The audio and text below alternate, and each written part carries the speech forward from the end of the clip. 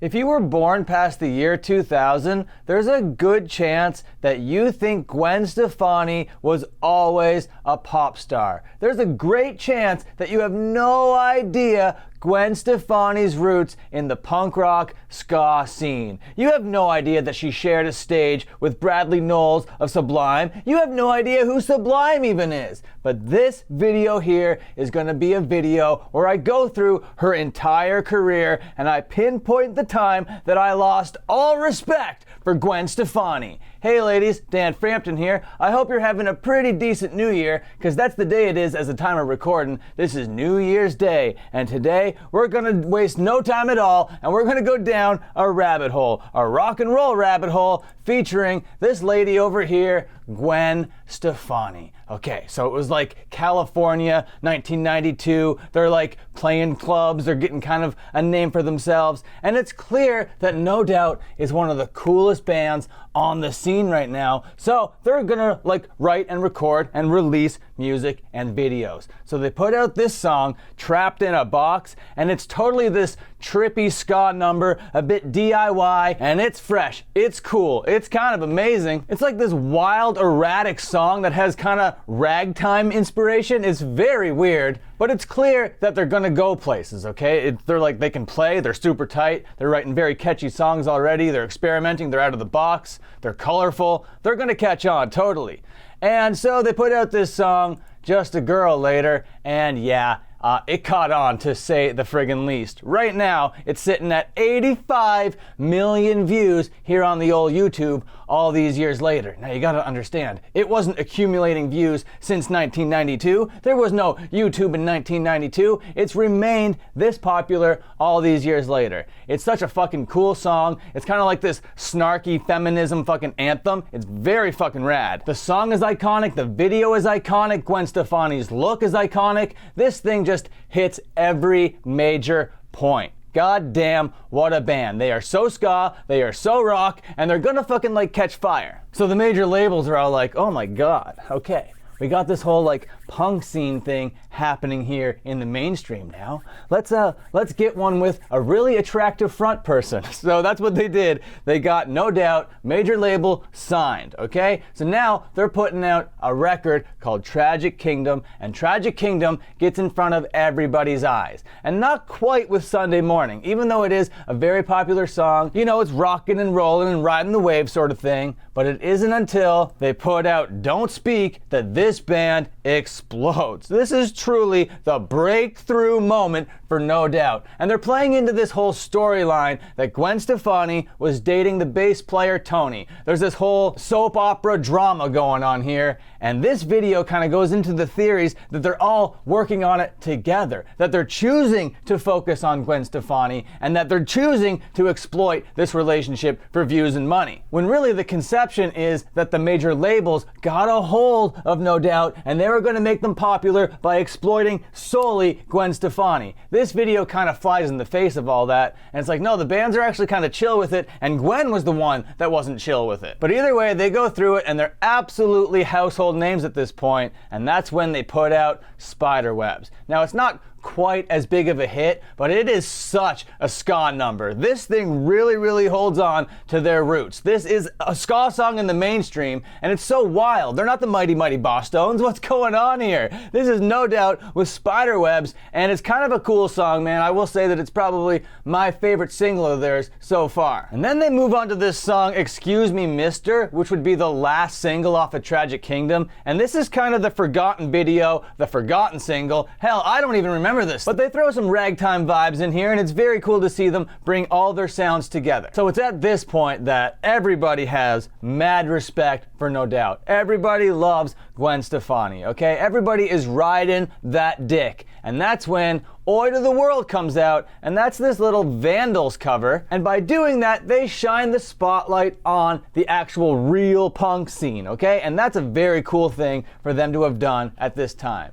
Now today it's only sitting at 3.7 million views, which is still pretty great, but you know, not really their huge massive number. So 5 years go by between Tragic Kingdom and their next record that they're gonna call Return to Saturn. the first song off it, ironically called New. Now this kind of hook and this kind of chorus is very memorable to this day, but I do not remember these verses. And look at these little views, 2.2 million, that's nothing in comparison. And then they put out Bathwater, and it did a lot better in the views department, but I still don't remember this thing. Are you kidding me? This is like failed pop rock music. What are you doing, Gwen? And then they put out Ex-Girlfriend behind a huge, high-budget music video directed by Hype Williams, okay? And it's in this video they're continuing that Tony bass player storyline. They broke up, there's this whole drama going on. I always knew I was gonna be your ex-girlfriend sort of thing. And I gotta say, I really do like Gwen Stefani's kind of cyberpunk look in this thing. They're really experimenting with their aesthetic, which I do appreciate. Even though it aged horrendously, the aesthetic is much better than the song. And it's still trying to hold on to those ska roots. And it did pretty good in the views department too. 20 million? I gotta say that's a little bit of a bounce back. And even though it's a bounce back for the band, this is when I, as a kid, originally lost all respect for No Doubt. I was like, Hype Williams? That's who like Puff Daddy uses. What are you doing, No Doubt? This isn't what I like. So this is when I kind of jumped off the No Doubt bandwagon back in the day. That didn't stop them. They put out Simple Kind of Life, and this thing is boring as hell, even though it did 18 million views. Not really my sort of thing.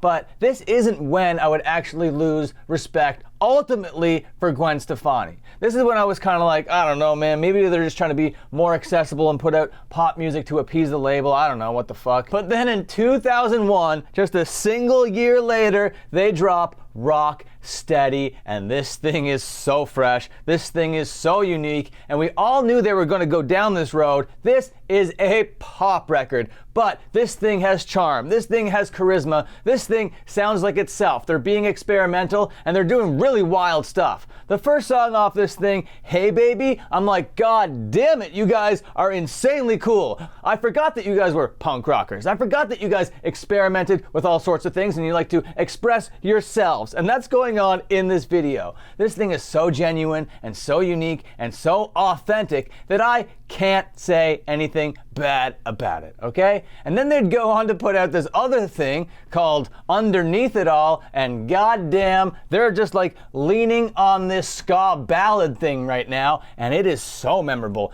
Everybody remembers this hook. Everybody remembers this song. It's soft, it's tender, it's catchy, it's authentic, it's true to the roots, it's everything. It's absolutely a respect-building moment, okay? And then we move on to this thing, Hella Good. Are you kidding me? This thing is overly iconic. The way this thing looks, the way this thing sounds is like itself. There's nothing like this fucking song. Hella Good, 32 million views. You gotta love it. You gotta love to see it. They're riding around in their ski-doos. They got their skulls. They got their fucking badass look. This thing is just filled with so many moaning and groaning, and you're not gonna get a complaint out of me, okay? This thing is raw. This thing is sensual. This thing is sexy, okay? I'm gonna say it, and it's also a very fun ride, very memorable. This thing is going in the win column as far as I'm concerned. And then Running drops, and it's kind of just like this sparkly fucking synth reflective pop ballad or whatever. I don't really like it. It's whatever. But you know, not every band needs to hit slam dunks out of the park every time they're on the ice. But they would certainly get a hole in one when they covered Talk Talk's It's My Life. They put their own little ska pop spin on it, and it's very memorable, and it is very much a No Doubt take on this song. It's after this song where everybody's like, okay, it's great that we're focusing on Gwen Stefani.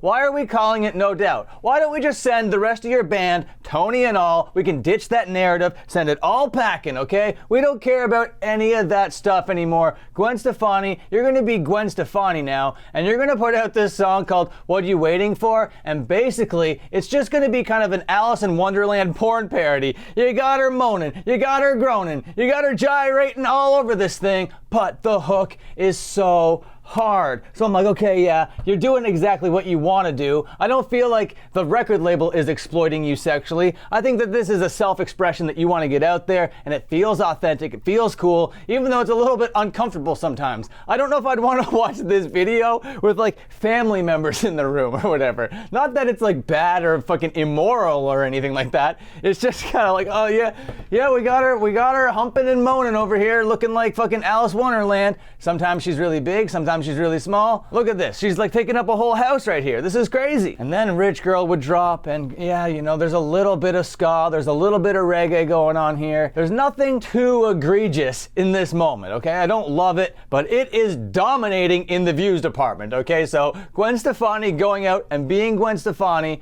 first is gonna earn her 63 million views, and you're like, okay, well that's pretty decent. But then Rich Girl, we're looking at 157 accumulative views in the last 13 years, okay? That's wild, that's crazy, that's pretty cool. That's Gwen Stefani, she came from punk. But she kept it goofy, she kept it weird when she put out Holla Back Girl. Now this song is like an experimental risk to put out in like the mainstream pop sphere, okay? This is like a bare bones song where the hook is all about bananas, and apparently it's a diss song towards Courtney Love. This is a huge risk to put out something that is this weird, okay? But because it is this weird and in front of that many people, I have nothing but respect for it. This rules ass. This is so fucking sick. This is so iconic. Gwen Stefani is definitely winning more than she's losing so far. And then Cool would drop, and I thought I never heard this song, and I'm listening to it, and the verses, I'm like, yeah, I don't remember this verse at all. But then the chorus happens, and I'm like, oh yeah, right, it's this song.